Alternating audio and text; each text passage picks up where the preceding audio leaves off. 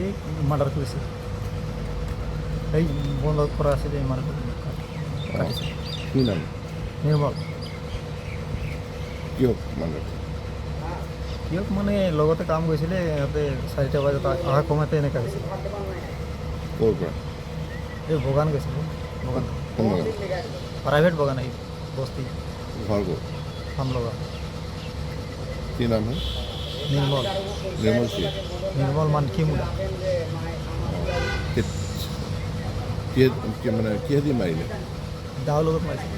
হাজিৰা দুটা গৈছিলে, তাৰ পৰা 12টাতে ছুটি হৈ গ'ল কেতিয়া সিহঁতে। তাৰ পৰা খাই বৈ মানে 3টা 3:30 বজাত আহি আছিলে।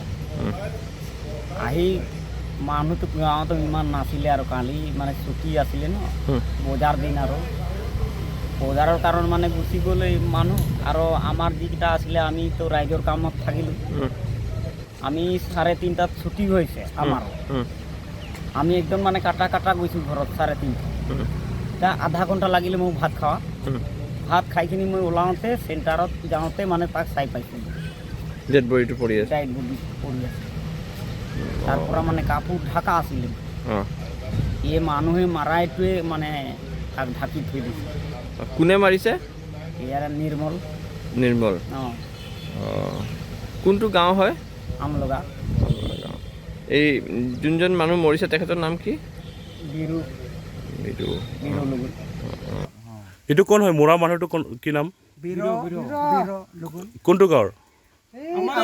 আমলাগা হয়। আলিৰ ইফালে আমলাগা, সেইফালে মিলনপুৰ। তো কেই নম্বৰ আম লগা? 4 নম্বৰ। 4 নম্বৰ। তো মৰা মানুহৰ যোনে মৃত্যু হৈছে তাৰ নামটো বীৰো হয় ন? তো আপোনালোকে দেখি পোৱা নাই নেকি? নাই।